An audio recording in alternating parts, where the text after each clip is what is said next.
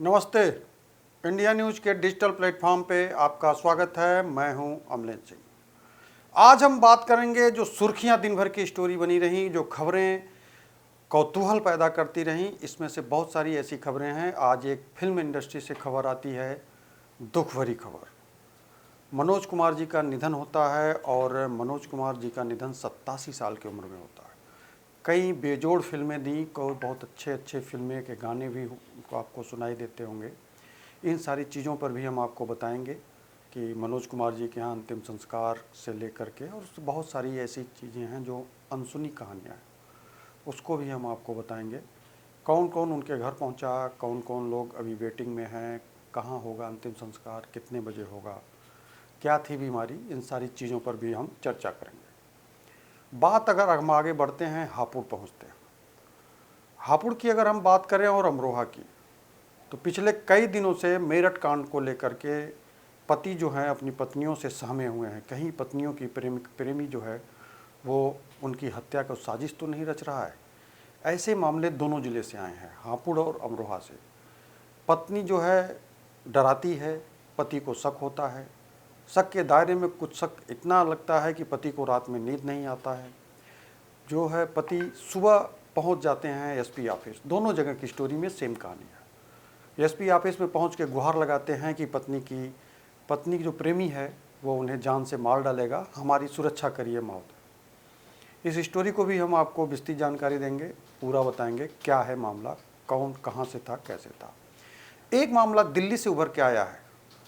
7 शादियाँ कर ली हैं एक महिला ने, और 7 शादियाँ करने के बाद सारे मामले कोर्ट में फंसाती है और उसके बाद जेवरात पे अपना हक जमाती है, प्रॉपर्टी पे अपना हक जमाती है।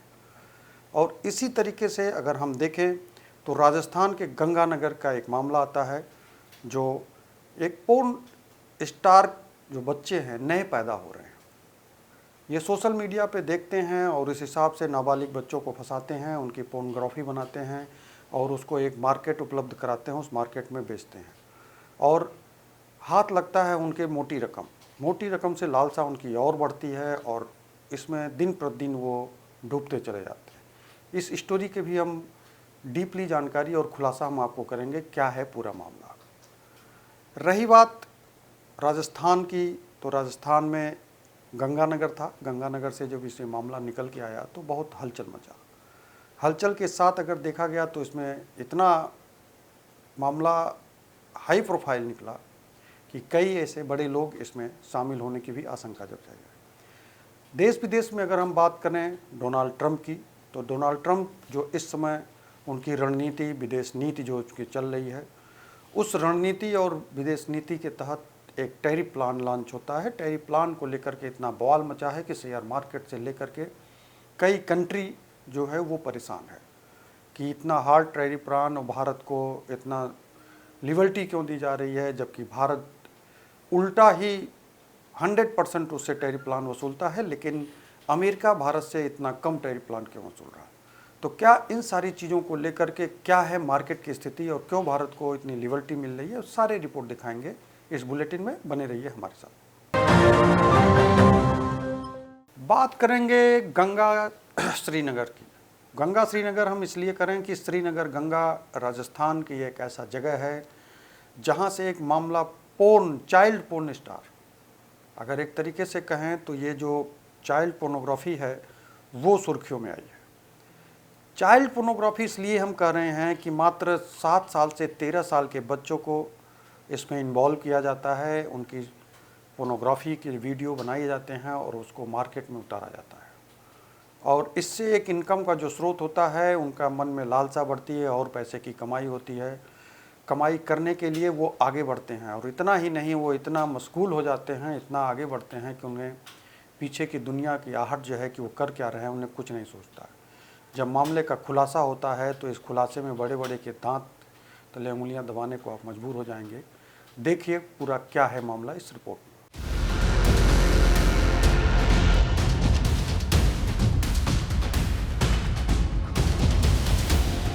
चाइल्ड पोर्नोग्राफी का सबसे बड़ा सौदागर, अश्लील वीडियो से पैसे कमाने वाला बाजीगर, साइलेंट साथी के साथ गंदा धंधा दर दर। कौन है इंस्टाग्राम वाला पेज सेलर, पढ़ना लिखना छोड़कर गंदे धंधे को अपनाने वाला, पैसे को ही माई बाप मानने वाला, पोर्नोग्राफी की सबसे घिनौनी दुनिया का बेताज बादशाह बनने की चाहत रखने वाला, वो आगे तो बढ़ा लेकिन ये नहीं जानता था कि बुरा बोओगे तो बुरा काटोगे। नाम सौरभ मेहरा, उम्र 22 साल, काम बच्चों के पॉर्न वीडियो बेचना, कमाई पैसा ही पैसा। राजस्थान के श्रीगंगानगर में पुलिस की गिरफ्त में 22 साल का सौरभ आया। जांच हुई तो पुलिस के ही होश फाख्ता हो गए। हम इससे पहले खबर बताएं, उससे पहले ये जान लीजिए कि सौरभ सन की है। उसके सिर पर 7 से 13 साल के बच्चों के पॉर्न वीडियो बेचने की सनक सवार थी। श्रीगंगानगर के एक होटल में पुलिस ने संदिग्ध गतिविधियों की सूचना पर रेड मारी तो हाथ चढ़ा सौरभ। जांच पड़ताल हुई, सौरभ का फोन खंगाला तो पुलिस के पैरों तले जमीन खिसक गई।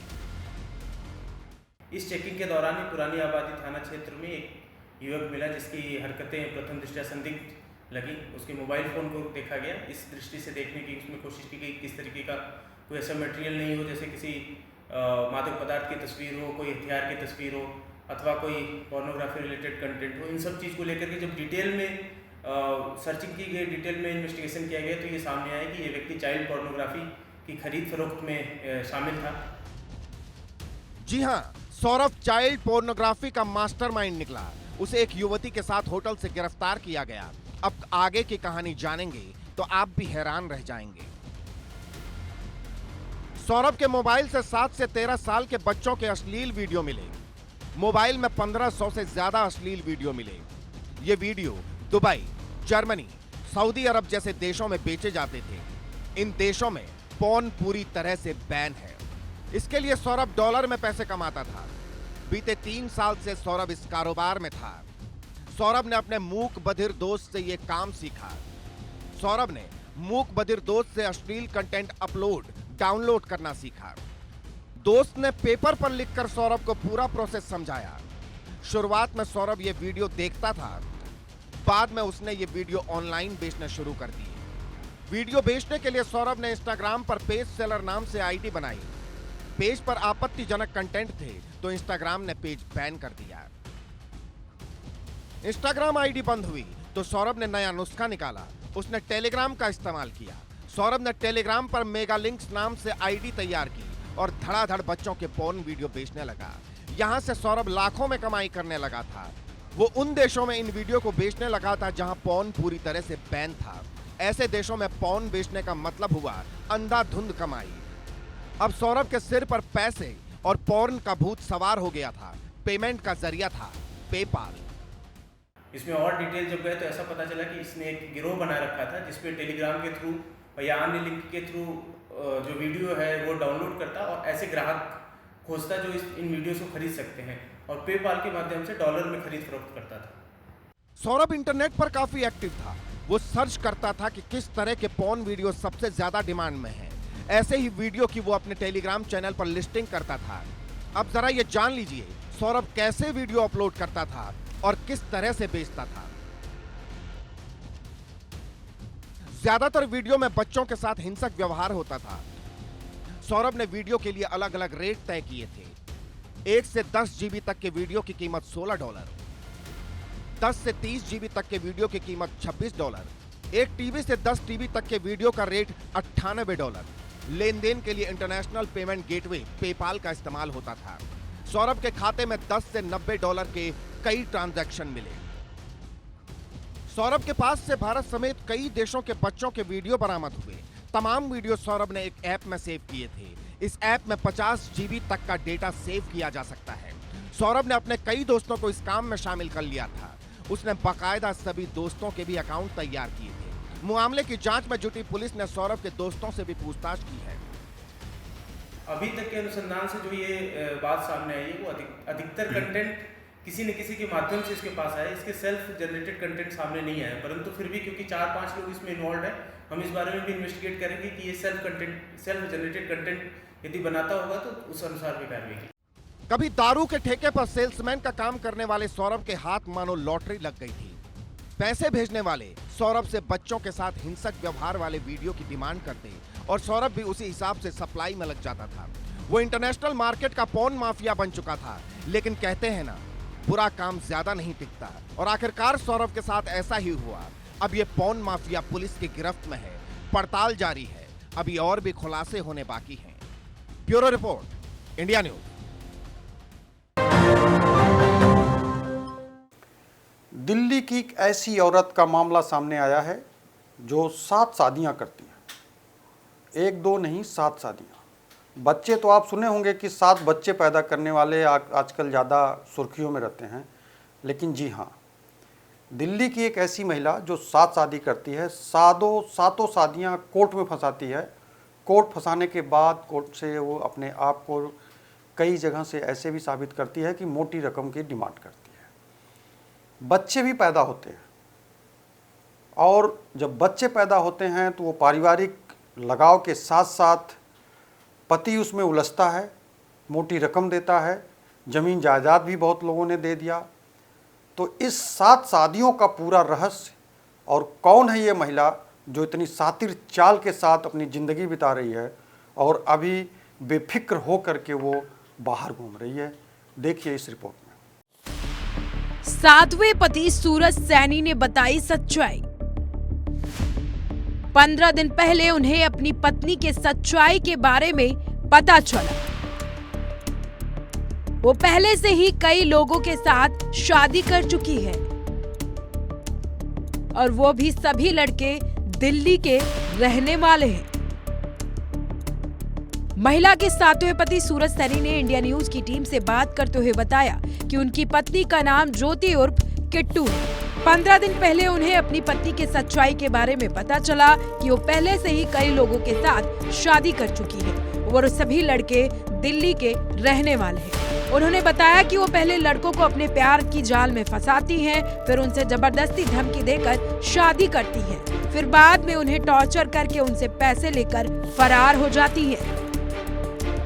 मैंने थोड़ा इग्नोर भी किया, और फिर ब्लैकमेलिंग स्टार्ट हो गई, रेप केस लगा देंगे, ये लगा देंगे, अभी तुमने देखा नहीं है क्या क्या क्या कर देती हैं लेडीज़। तो इन सब के चलते जो कुछ हुआ, फिर इस मतलब दबाव में आके मैंने उसको शादी कर ली थी। उसने मतलब बोला था कि 14 तारीख को पंडित जी हैं यहाँ पे नांगलोई, वो मंदिर में शादी करवा देंगे। तो शिव मंदिर में 14 फरवरी को शादी हो गई थी। उसके तकरीबन तो उस टाइम पे ये हुआ कि चलो अब अपनी फैमिली में चले जाते हैं वापस, आप वहाँ पे जाओ, मैं यहाँ पे, जब बेबी डिलीवर होगा तो उस टाइम पे बता देंगे फैमिलीज़ को, जिससे कि आपकी फैमिली को भी मतलब वो नहीं होगा, वो एक्सेप्ट कर लेंगे। तो मैंने बोला ठीक है, बट मेरे मन में ये था, कुछ कुछ चलता रहता था कि भाई फैमिली वाले हैं, गलत कर रहा है तो उनके साथ। तो मैंने नेक्स्ट मंथ घर वालों को ये सब जो भी कुछ हुआ शादी को मैंने डिस्क्लोज कर दिया। तो घर वाले काफ़ी परेशान हुए कि बिना बताए ऐसे कैसे कर लिया ये सब। तो फिर मैंने किट्टू को बताया कि घर वाले परेशान हो गए हैं, मतलब कि ऐसे कैसे शादी कर ली बिन बताए।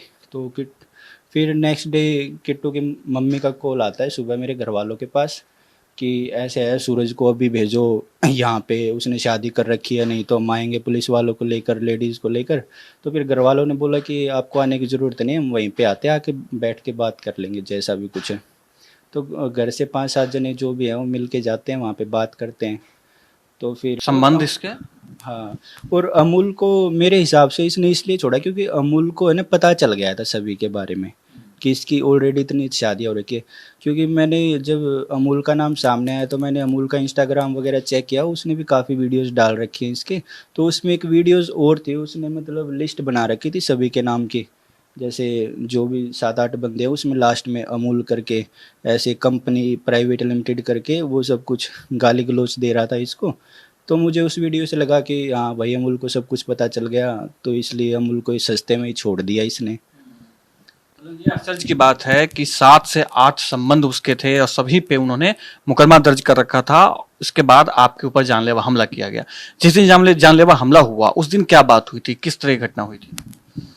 सर जैसे 27 दिसंबर को मैं कंप्लेंट डाल देता हूँ, उस दिन से मतलब जैसा भी इन्होंने इमोशनली मैं ब्लैकमेल नहीं कर पाए, मुझे तो फोर्सफुली किया। इसकी माताजी आती हैं, मेरे को बोलते हैं मैं लेडीज को इकट्ठा कर रही हूँ, इसको देख अब क्या तमाशा निकालती हूँ इसका। और फिर मेरे को बोला जाता है कि हमारे घर पे तो पुलिस वाले चाय पी के जाते हैं, इंसान को काट के घर के बाहर दाबते हैं। तब फिर उससे नेक्स्ट डे जो 31 तारीख की रात होती है तो तकरीबन मतलब सब कुछ ठीक ही चल रहा था, बट ऐसा नहीं था कि मतलब किट्टू ज़्यादा खुश है या मैं ज़्यादा खुश हूँ। चल रहा था, मैं बस वेट ही कर रहा था कि कोई मतलब पुलिस की तरफ से कुछ एक्शन हो और मेरी जान बचे, क्योंकि मेरे तो फ़ोन वगैरह सब कुछ मेरे को तो बिठा रखा था अंदर कि तू यहाँ से नहीं लेगा। मेरा फ़ोन वगैरह फ़ोन आ रहे हैं तो खुद ही रिसीव कर रही है, जो मतलब एक तरीके से अंदर ही बिठा रखा है। और मैं सुसाइड कर लूँगी, बच्ची को ये कर लूँगी, ट्रेन के नीचे जाके लेट जाऊँगी, मेरी जो है वो लाश रेलवे ट्रैक पे मिलेगी, ये मिलेगा वो मिलेगा। तो मैं इन सब के चलते मैं चुपचाप ही बैठ गया, क्योंकि क्या पता बच्ची को कुछ कर दे मेरे पीछे से। तो भागने की हिम्मत हुई नहीं कि तू मतलब तूने कंप्लेन करवा दी तू भाग जा, हिम्मत बनी नहीं वो बच्ची को कि मैं बच्ची को छोड़ के भाग जाऊँ अपनी को। तो फिर मुझे सर 1 तारीख को मेरे को, क्योंकि जहाँ पे मैं रहता हूँ तो वहाँ पे भी कुछ हैं पड़ोसी उनको भी पता था मेरे हालातों के बारे में। तो बोले कि भाई ये औरत ऐसी है, हमारी तो लोकेलिटी वाली है, हम तो यहीं के हैं, इसकी बहन ने भी पता नहीं कितने रेप केस लगवा रखे हैं, अंदर डलवा रखे हैं, बोला ये तुझको मार भी सकती है, थोड़ा ध्यान से रह भाई, बच ले इससे, निकल जा तू, भाग जा। तो मैं फिर भी मैं कहा भाई मैं बच्ची को तो कैसे छोड़ के भागू, बोलते तो बच्ची को भी लेके भाग जाऊँ, भाई बच्ची को लेके भाग जाऊँ उल्टा मेरे ऊपर आ जाएगा, वो ड्यूटी पे नहीं जाएगा तो अपनी बच्ची को संभाल, मुझसे नहीं संभल रही है, ना तो कोई ब्रेस्ट फीड करवाया ना और कुछ। तो उस चक्कर में मतलब इतना ही था, मैं ज़्यादा थका हुआ था सर। तो मैं उस दिन पता नहीं रात को क्या हुआ, मतलब मैं सो गया और फिर रात को वो तो बीच में मतलब मुझे लगता नहीं कि वो सोई होगी रात को, तो मैं सो रहा था शांति से, मुझे क्या पता था मतलब इतनी शांति भी ठीक नहीं है बट ये हुआ सर जो भी है। फिर करके पानी डाल के मैं पीछे भागने की भी कोशिश की, वो फ़ोन वगैरह लेके बाहर से कुंडी लगा के भाग गई। ऐसे हुई थी मुलाकात, मोहल्ले के एक जागरण में हुई थी मुलाकात, दोनों में प्यार हुआ और फिर ज्योति प्रेग्नेंट हो गई। सूरज पर शादी का दबाव डालकर शादी की, लड़की के माँ बाप का घर भी पास में ही था। सूरज ने बताया कि ज्योति नागलोई की रहने वाली है और उनकी मुलाकात उनके ही मोहल्ले के एक जागरण में हुई थी, जहां बात करते करते दोनों में प्यार हुआ और फिर ज्योति प्रेग्नेंट हो गई। इसके बाद उसने सूरज पर शादी का दबाव डालकर शादी की और शादी के बाद वो अलग घर लेकर नागलोई में रहने लगे। लड़की के माँ बाप का घर भी पास ही में था। वहीं सूरज ने बताया कि कुछ दिन शादी अच्छी चल रही थी, पर कुछ महीने बाद उसने अत्याचार करने शुरू कर दिए, जैसे कि गालियां देना हमेशा, धमकी देना हमेशा। वहीं लड़की के माता पिता भी आकर घर पर धमका कर जाते थे कि हम तुम्हें मार डालेंगे। ऐसे ही करके मामला पूरे 1 साल तक चलता रहा, जिसके बाद उनकी पत्नी 2.5 लाख रुपए लेकर मौके से फरार हो गई। ये वो छोटी बच्ची है, अभी 7 महीने की है। ये उस वक्त 3.5 महीने 4 महीने की थी जब सूरज पर हमला हुआ था, और सूरज के साथ में ये बच्ची थी अपनी माँ के साथ में, और उस कमरे में बस ये बच्ची, सूरज और इस बच्ची की माँ यानी किट्टू, जो ज्योति जिनका नाम है, वो थी, और उनके ऊपर हमला हुआ था। सूरज की माँ हमारे साथ में है, किस तरीके से झेला है इन लोगों ने हम जानते हैं। क्या शादी के बाद से स्थिति कैसी रही? शादी के बाद जी परेशान करेगी, लड़की होने के बाद तो बिल्कुल परेशान करेगी। बच्चे ने तू जा, तू भाग जा यहाँ से, मैं बच्ची नहीं दूंगी। कभी बच्ची को घेर कर चली जाती कमरे पर, ड्यूटी बताता जब अकेली पाती बच्ची। कभी बातचीत होती थी आप लोगों की कि ऐसा क्यों कर रहे हैं, चाहे शुरू से ही ऐसा रहा झगड़ा लड़ाई? बातचीत कर लेती थी एक आधी बार, कभी तो लड़के ने भी मना किया करती, कुछ फोन फान नहीं करता था मेरा बेटा भी, बातचीत ऐसे ही परेशान करती थी। लड़के से भी लड़ती थी, तू बात करता है घर वालों से, ये करता है वो करता है, परेशान कर रखे बच्चे को भी। जब पता चला कि उसकी पहले भी 6-7 शादियां हो चुकी हैं, फिर क्या महसूस हुआ, कैसा लगा? क्या करे जी, बहुत दुख होया, बच्चा भी फंस गया हमारा। और जी पता लगने के बाद भी उस रात जो वो काम कर कर गए, उसके बाद तो जी हमारी हालत है जो हमने संभाला अपने आप को, बच्चे को देख कर जी हॉस्पिटल में जब देखा हमने बच्चे की हालत है। कितना पैसा खर्चा हुआ पूरा सब में? ये बहुत पैसा लग गया। अभी बच्चे को खिलाने पिलाने मेहनत बहुत लग रही है जी, तो ये अपने गरीब आदमी थे, खर्चा बहुत हो गया जी। वैसे भी उसने परेशान कर रखा था, लड़के की भी सारी कमाई ऐसे ही। और ना बच्ची के बारे में भी एक बार भी सोचा, ना इसको दूध पिलाना और कुछ। मेरा बेटा रात दिन में ड्यूटी कर, कभी रात में बच्ची ने संभालता, वहाँ नहीं संभालती, बार बार दूध पिलाता। बेशक रोए जाओ बच्ची दी। तो कभी पैसे की मांग की? जब से दुष्कर्म के मामले आप लोगों पे दो बार उन्होंने दर्ज कराया, तो पैसे की मांग करती थी कभी? पैसे वैसे कि हमसे तो नहीं की। मेरा बेटा भाई कर रहा था, उसका गुजारा चाहे कैसे भी कर रहा था, या किसी और से लेकर, या कई बार जरूर होती हम भी दे देते जी। सोचा था मम्मी मैंने कोई ना, मैं आप संभाल लूंगा, इसे ये नहीं पता था ऐसा काम कर देगी, मतलब इस तरीके से हमला करेगी। हाँ, सोते समय बच्चे के साथ ऐसा काम कर देगी। जब मुकदमा दर्ज किया दुष्कर्म का आपके ऊपर में और बाकी घर के बार रेप केस लगाती घर वालों पे, मेरे जेठ पे, जेठ के लड़के पे, मेरे घर वाले पे, बार जी झूठे वे लगाती। 3 बार करा जी उसने, और चौथी बार तो वो लड़के के साथ ऐसा काम कर दिया। अब क्या कहती हैं पुलिस को? पुलिस से बातचीत होती है तो पुलिस कुछ कह रही है? पुलिस कह रहे हैं जी कोशिश कर रहे हैं, अब ढूंढ तो रहे हैं, जादू तो नहीं है, कहाँ ढूंढे पता नहीं। क्या कहेंगे जो लोग ऐसे प्रेम विवाह करते हैं या ऐसे विवाह जो करते हैं जिनके साथ में ऐसी घटना होती है, क्या कहेंगे उनके लिए? जी बच्चे कर तो लेते हैं, लेकिन जो यही आजकल हादसे हो रहे मेरे बेटे के साथ होया, ये बहुत गलत है जी। बहुत न कर भी रखी है जी, बहुत से बच्चे न वे आराम से रह भी रहे हैं, लेकिन इसने तो जी इसका तो मकसद ही दूसरा था। किस तरीके से इसने शादी करी है, वो पहले भी कर रखा इसने। हम तो फिर भी ये चलो, मैं घर बोला था घर पे नहीं रहूँगी, मैं तुम्हारे बाहर रहूँगी, तो लड़के ने बाहर भी रखा जी, अपनी सारी जिम्मेदारी निभाई इसने तो जी, फिर भी बार परेशान करे लड़के ने। और मेरे बेटे ने तो जी बहुत कुछ सहा, बहुत परेशान कराया, माँ बेटी ऐसे ही कलेश मचाती रहती थी लड़के की जीवन।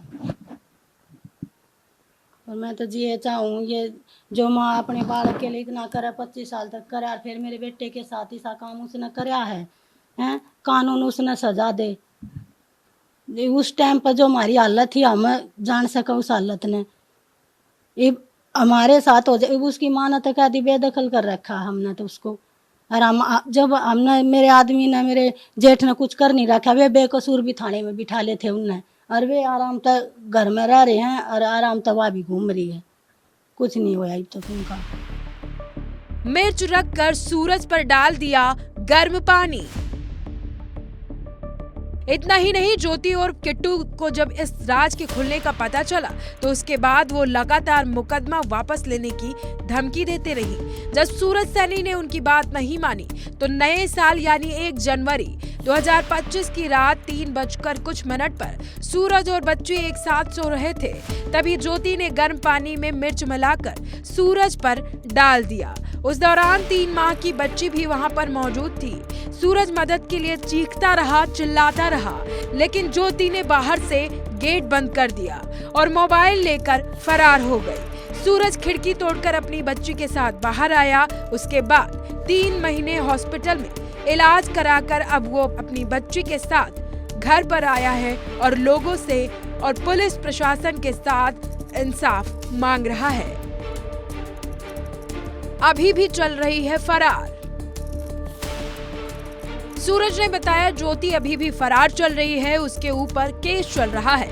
यहाँ तक कि हाई कोर्ट की तरफ से उसकी बेल भी रिजेक्ट कर दी गई है और पुलिस लगातार उसको तलाश रही है। पुलिस जब लड़की के माता पिता से पूछताछ के लिए गई तो वहाँ मौके पर उनके माता पिता पलट गए और एक पुराने कागज को दिखाकर कहा कि उन लोगों ने 5 साल पहले ही अपनी दोनों लड़कियों को बेदखल कर दिया है, उनकी लड़कियों से कोई संबंध नहीं है। Bureau report, India news, Uttar Pradesh, Uttarakhand. 15 टुकड़े का तो आपने सुना था मेरठ हत्याकांड से कि 15 टुकड़े जो है वो पति के हो सकते हैं, लेकिन एक नया मामला आया है। पत्नी ने बोला कि 15 टुकड़े तो हो चुके हैं किसी पति के, लेकिन हम तुम्हारे 16 टुकड़े कर देंगे। पति बेचारा सहमा एसपी साहब के पहुंचा, गुहार लगाई। एसपी साहब ने मदद का आश्वासन दिया, लेकिन वो थाने से घर ही नहीं जा रहा है। सिर्फ डर एक टुकड़ा और ज़्यादा करने का उसको है। तो देखिए 15 और 16 टुकड़े का राज क्या है, इस रिपोर्ट में पूरी कहानी सुनिए। नीले ड्रम कांड के बाद से लगातार एक के बाद एक ऐसे मामले सामने आ रहे हैं जिसे देखकर आप हैरान हो जाएंगे।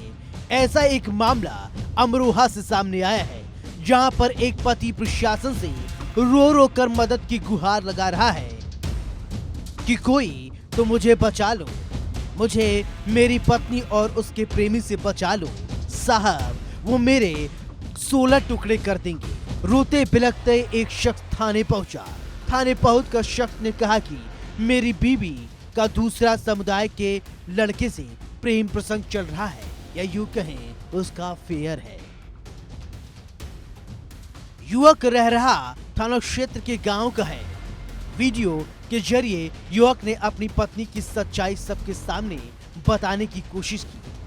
वीडियो में युवक कह रहा है कि उसकी पत्नी पड़ोसी गांव के दूसरे संप्रदाय के युवक से प्रेम करती है।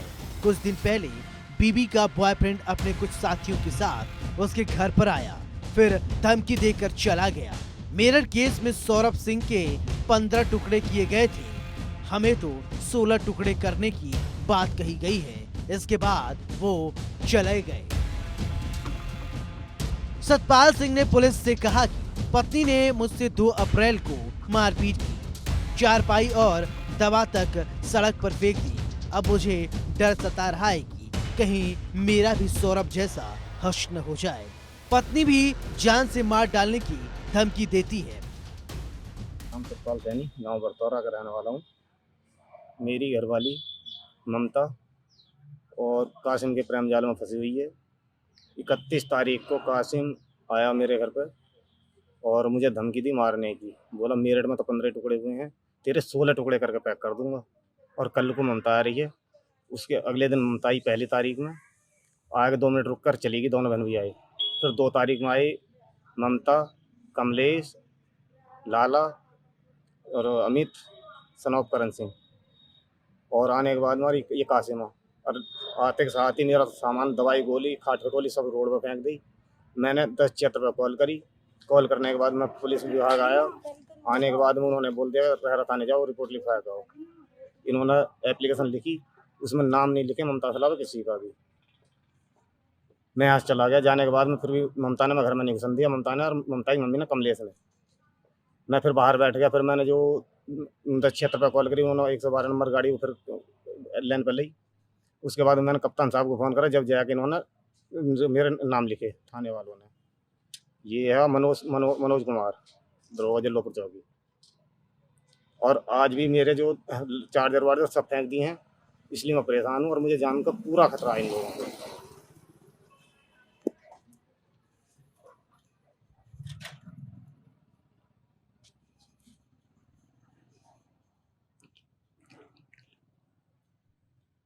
मैं विकलांग हूँ, मेरे पास सर्टिफिकेट भी है और दोनों टांगों से बेकार हूँ, खड़ा भी नहीं हो जाता। टट्टी पेशाब से परेशान हूँ। यहाँ तक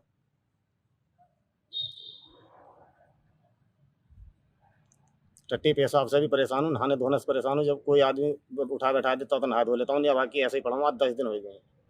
और छोटे वाले के बच्चे रोटी लेकर आए सुबह, तो ममता ने वो मारपीट का भगा दिए। सुबह से कल शाम रोटी नहीं खाई, थाने से लेट पहुँचा और सुबह भी कुछ नहीं खाया। और आज दवाई भी मेरी फेंक दी। और दवाई मेरी यहाँ से मिलती नहीं, हरिद्वार से दवाई आती है। मैं इस पर कानूनी कार्रवाई चाहता हूँ। इन लोगों को कड़ी सजा मिलनी चाहिए। सतपाल का कहना है कि 18 वर्ष पहले गांव पुरारा की रहने वाली ममता सैनी के साथ शादी हुई थी। सतपाल सैनी के 2 बच्चे भी हैं, 13 वर्षीय एक बेटा और 10 वर्षीय बेटी भी। पति का मुरादाबाद के बड़ा बांसका के रहने वाले कासिम के साथ 6 वर्षों से प्रेम प्रसंग चल रहा है, जिसका विरोध उसने काफी बार किया।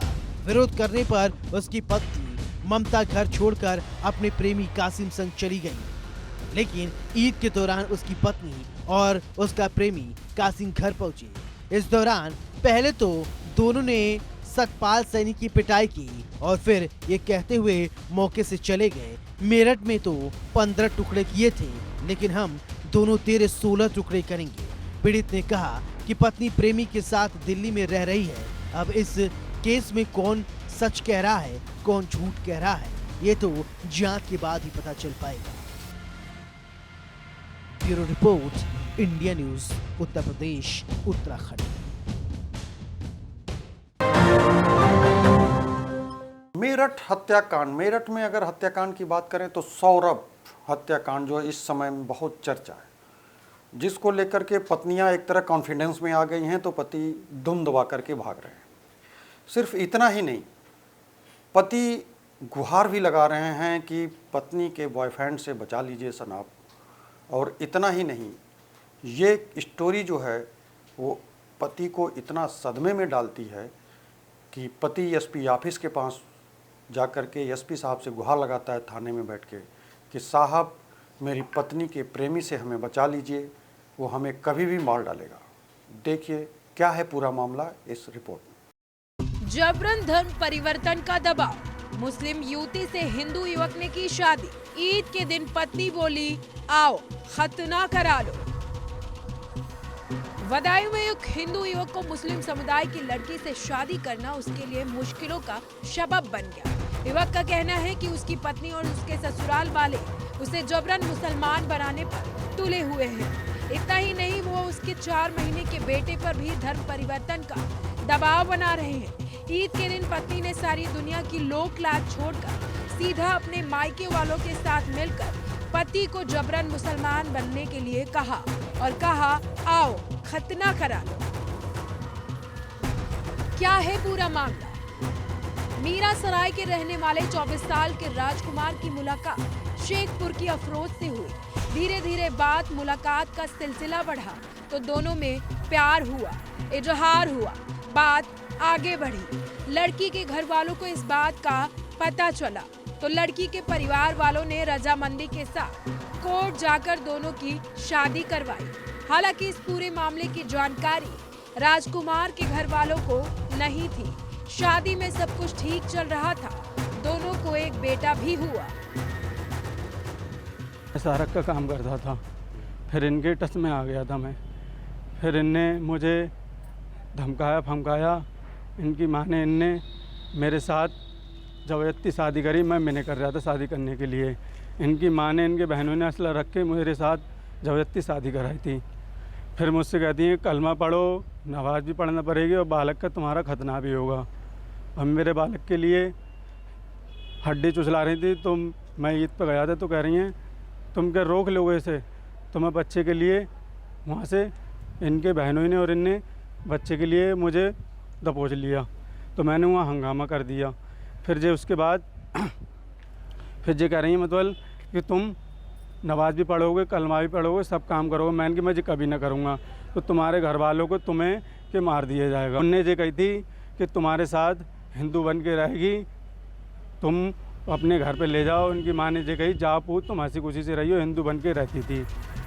जबरन धर्म परिवर्तन की कोशिश। वही पीड़ित राजकुमार का आरोप है कि शादी के बाद उसे जबरदस्ती मस्जिद ले जाकर नमाज पढ़ाई गई, मांस खिलाया गया और मुसलमान बनने के लिए मजबूर किया गया। जब उसने विरोध किया तो अफरोज ने उसे 27 अक्टूबर 2023 को तलाक दे दिया। लेकिन बाद में दोनों समझौता कर हिंदू रीति रिवाज से साथ रहने लगे। युवती पक्ष ने कोर्ट मैरिज के कागजात दिखाकर 4 जनवरी 2024 को हिंदू बनकर रहने का समझौता करवाया। मेरे लड़के के संग में शादी कर दी इन लोगों ने, और शादी करके और क्या कहते हैं कि जबरियाँ मुसलमान बनाना चाहती हैं, मुसलमान बनाना चाहती हैं। जब कहती हैं कि मैं हिंदू धर्म नहीं बनूंगी, मैं इसको मुसलमान बनाऊंगी, निकाब पढ़ेगो, निकाब पढ़ के और भैंस भी काटोगे, गाय भी काटोगे और तो को भी काटेंगे, काट के तेरे बच्चे को भी काटेंगे, हम भी खाएंगे, बांटेंगे और तो के लिए किडनैप कर देंगे।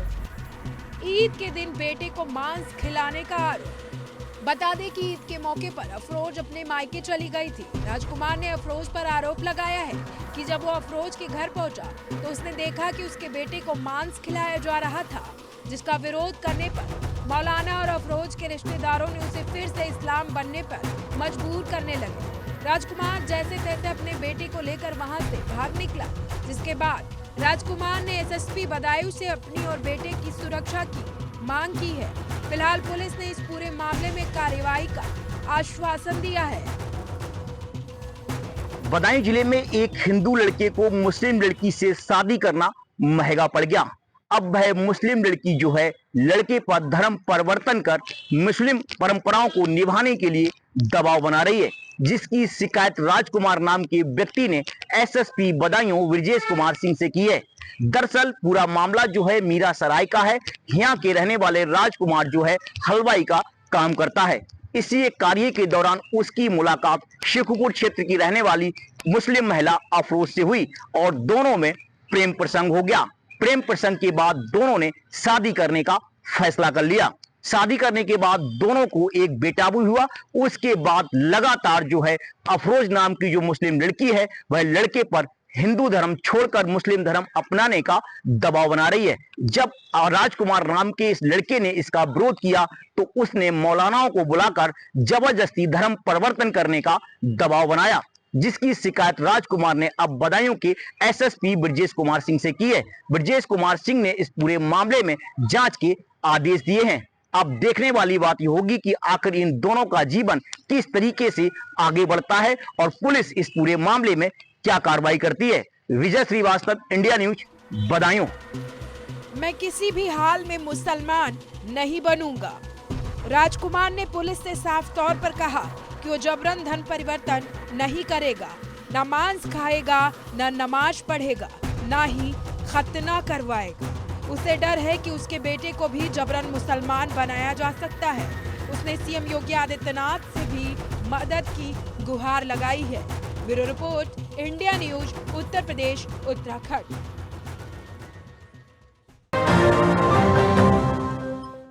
बात पाकिस्तान के करें तो पाकिस्तान में इस समय सब शांति नहीं है, बहुत सारी सुगबुगाहट है।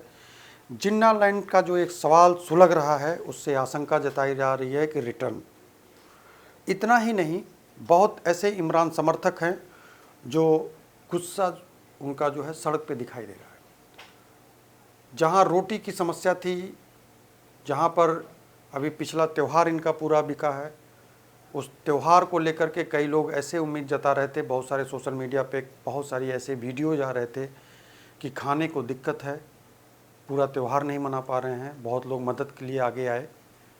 महंगाई इतनी बेजोड़ है कि वहाँ पे समस्या है, ऊपर से राजनीतिक हलचल इतना ज़्यादा, और एक उनके कोने से निकली एक सुबगाहट, वो भी उनकी स्थिति, राजनीतिक स्थिति में इतना हलचल पैदा कर दी है कि वहाँ की स्थिति डवाडोल की कंडीशन में है। कौन उनको दे रहा है आर्थिक मदद, किसके सहयोग से चल रहा है पाकिस्तान, देखिए इस रिपोर्ट।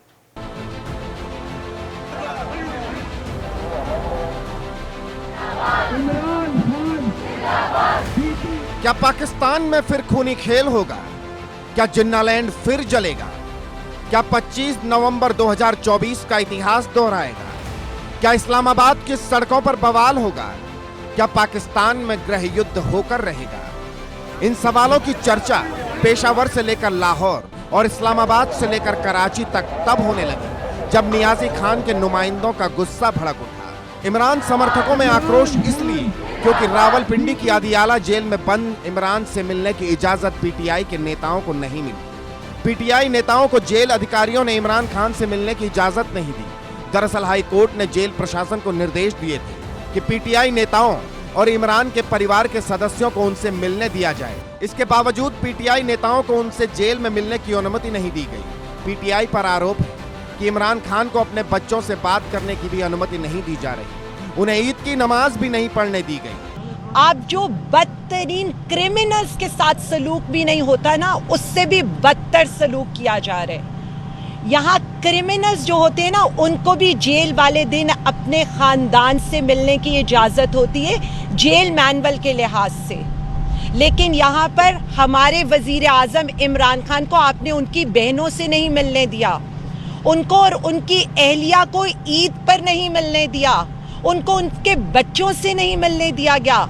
यहाँ पर किताबें दी जाती हैं, लेकिन हमारे वजीर आजम को आप किताबें और टीवी अखबार का एक्सेस नहीं दे रहे, बासी खाना दे रहे हैं, और जिस तरह की कंडीशंस में उनको रखा जा रहा है वो आप सबके सामने है। इमरान समर्थकों ने शहबाज शरीफ के इशारे पर जेल में बंद नियाजी खान को परेशान करने का आरोप लगाया।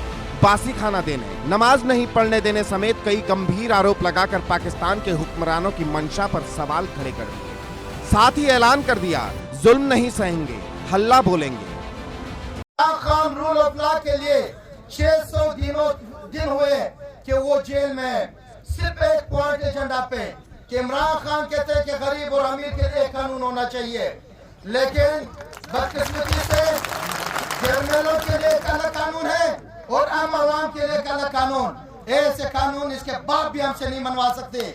जो कानून इनके लिए होगा वो हमारे लिए है, जो हमारे लिए है वो इनके लिए होगा। मैं वक्त ज़ाया नहीं करूंगा और कायदी बैठे हुए एक बार फिर आप तमाम साथियों का दिल से शुक्रिया अदा करता हूं और जाते जाते एक वादा लेना चाहूंगा कि तमाम साथी हाथ उठा के ये कसम लें कि जो सरदार अख्तर जहाँ महंगल फैसला करेंगे एक कदम पीछे नहीं हटेंगे, फिर हिसाब आपके साथ है। अल्लाह आप सबका आमीन नासिर तक।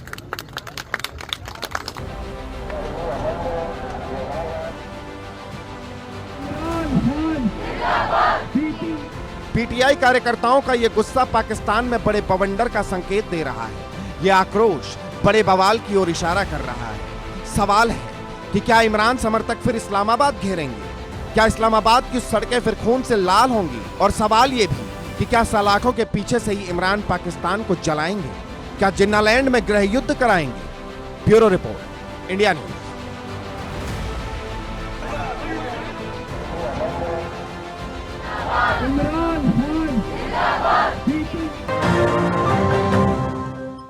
बात करें अमेरिका इस समय ऐसे निर्णय ले रहा है कि जिससे कई देशों में कौतूहल मचा हुआ है।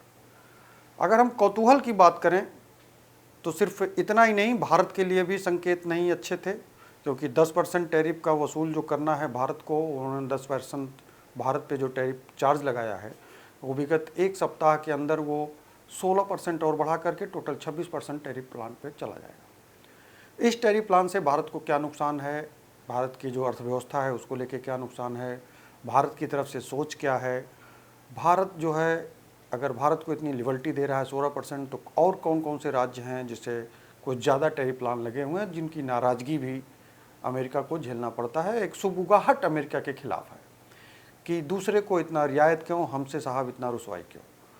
इस सारी चीज़ों को मिला करके शेयर मार्केट पर क्या कंडीशन बनता है, देखिए इस रिपोर्ट में। अमेरिकी टैरिफ से फायदा, कई सेक्टरों के लिए बड़ा मौका। ट्रम्प का टैरिफ बनेगा वरदान, किन क्षेत्रों में भारत को लाभ। चीन को पछाड़ का मौका, भारत बन सकता है नंबर 1। टैरिफ से भारत को फायदा, चीन को झटका। अमेरिका के राष्ट्रपति डोनाल्ड ट्रंप सत्ता संभालने के बाद से ही अपने हर फैसले से दुनिया को चौंका रहे हैं। किसी देश को फायदा मिल रहा है तो कोई ट्रंप के फैसले के बाद नुकसान झेल रहा, लेकिन इस बार ट्रंप के एक और फैसले भारत को कई क्षेत्रों में अपना दम दिखाने का मौका मिल गया है। दरअसल अमेरिका की तरफ से भारत समेत दुनिया भर के करीब 180 से ज्यादा देशों पर रेसिप्रोकल टैरिफ लगाने का ऐलान किया गया। ट्रंप के भारी भरकम रेसिप्रोकल टैरिफ ने वैश्विक व्यापार को भारी झटका दिया है, लेकिन भारत इस रेसिप्रोकल टैरिफ के बीच अपने लिए नए मौके ढूंढ सकता है। कई क्षेत्रों में चीन को पछाड़कर नंबर 1 बन सकता है, क्योंकि अमेरिका ने चीन, वियतनाम और दुनिया के अन्य देशों के मुकाबले भारत पर सिर्फ 26% टैरिफ लगाया। अमेरिका के इस टैरिफ से भारत को होने वाले कुछ नुकसान हैं, तो वहीं इसके कई फायदे भी सामने आ रहे हैं। एक रिपोर्ट के मुताबिक टैरिफ लगने के बावजूद भारत 4 सेक्टर में चीन को पछाड़ नंबर 1 बन सकता है, जिसमें सबसे पहले सेक्टर है भारत का कपड़ा उद्योग, जो सबसे ज्यादा फायदे में रहने वाला है, क्योंकि चीन से 54% और बांग्लादेश के 37% से आने वाले कपड़ों पर अमेरिका के ज्यादा टैरिफ लगने से भारतीय प्रोडक्ट सस्ते हो जाएंगे। वहीं GTRI की रिपोर्ट के अनुसार इलेक्ट्रॉनिक्स भी एक ऐसा क्षेत्र है जहां भारत को फायदा होने का पूरा चांस है। वियतनाम और थाईलैंड पर अब इलेक्ट्रॉनिक्स और टेलीकॉम सामानों पर ज्यादा टैरिफ लगने से भारत के पास एक अच्छा विकल्प बनने का मौका है। भारत की PLI योजनाएं खासकर स्मार्टफोन कंपोनेंट के लिए पहले से ही एप्पल और सैमसंग जैसी कंपनियों को निवेश करने के लिए आकर्षित कर रही है। यही वजह है कि टैरिफ होने के बावजूद भारत इलेक्ट्रॉनिक्स सप्लाई चेन में और मजबूत हो सकता है। भारत में ताइवान या दक्षिण कोरिया जैसी आधुनिक का सेमीकंडक्टर बनने की क्षमता नहीं है, लेकिन ताइवान के सामान ही पर 32% का टैरिफ लगने से कंपनियां सप्लाई चेन के कुछ हिस्सों को अलग अलग देशों में शिफ्ट कर सकती है। भारत में पैकेजिंग, टेस्टिंग और पुराने चिप बनाने जैसे निचले स्तर के काम करने की क्षमता है।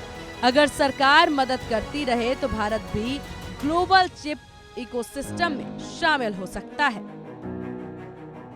अमेरिका की टैरिफ से चीन, थाईलैंड से आने वाली मशीनरी, ऑटो पार्ट्स और खिलौनों पर भी असर पड़ेगा। हाई टैरिफ के चलते यहाँ से भी मार्केट शिफ्ट होने को तैयार है। अगर भारत सही तरीके से काम करे तो वह इन क्षेत्रों में एक ऑप्शन के तौर पर उभर सकता है।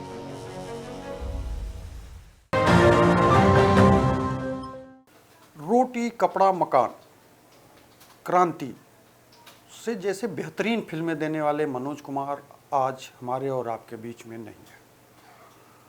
मनोज कुमार जी 87 साल की उम्र में अस्पताल में उन्होंने दम तोड़ा। इतनी बेहतरीन फिल्म देने वाले मनोज कुमार किस दुख दर्द से गुजरे, क्या रही उनकी अंतिम समय की स्टोरी, देखिए इस रिपोर्ट। नमस्कार जी, मैं कुमार गोस्वामी। अनफॉर्चुनेटली मेरे फादर मनोज कुमार जी का देहांत हो गया है आज सुबह 3:30 बजे कोकिला अंबानी हॉस्पिटल में। वो अस्वस्थ थे काफ़ी टाइम से, लेकिन बड़ी शिद्दत से उन्होंने हर चीज़ का मुकाबला किया है और भगवान की कृपा है, शिरडी बाबा की दया है कि वो चैन से आराम से इस दुनिया से गए। कल सुबह उनका क्रेमेशन होगा, आप सब लोगों का साइन। 3 बजे उनका देहांत हो गया कोकिला बेन हॉस्पिटल में। हम सब वहीं थे, मुझे कुणाल जी का फ़ोन आया और मैं हॉस्पिटल में था। हम सब बहुत दुख में है, पूरा परिवार दुख में है कि एक ऐसा ऑरा, एक ऐसे फिल्म मेकर, एक ऐसी पर्सनालिटी हमारी इंडस्ट्री की वो आज हमारे बीच में नहीं है। हम अक्सर मिला करते थे मनोज जी से उनके घर में आकर। दो वो बेड रिडन थे, उनको बैक का इशू था, लेकिन उनकी स्पिरिट्स और उनका जो ऑरा वो उसी तरह जिंदा था जैसे वो पहले हुआ करते थे। बहुत ही नुकसान हुआ इंडस्ट्री का आज। उनकी फिल्में, नेशनलिस्टिक फिल्में, उनके मैसेजेस, उनका म्यूजिक, हर फिल्म का मुझे लगता नहीं कि ऐसी शख्सियत हमारी इंडस्ट्री में अगले 100 साल पैदा होने वाली है। आज भी उनकी फिल्में जो हैं वो हमारे नए फिल्म मेकर्स को इंस्पायर करती हैं। मनोज कुमार के निधन पर प्रधानमंत्री नरेंद्र मोदी ने भी शोक जताया है। पीएम ने एक्स पर पोस्ट कर दिग्गज अभिनेता को श्रद्धांजलि दी। लिखा, मनोज कुमार जी वे भारतीय cinema. Bureau report, India news. इस बुलेटिन में फिलहाल इतना ही। हमें दीजिए इजाजत। कल फिर हम सुर्खियों के साथ हाजिर होंगे। नमस्कार।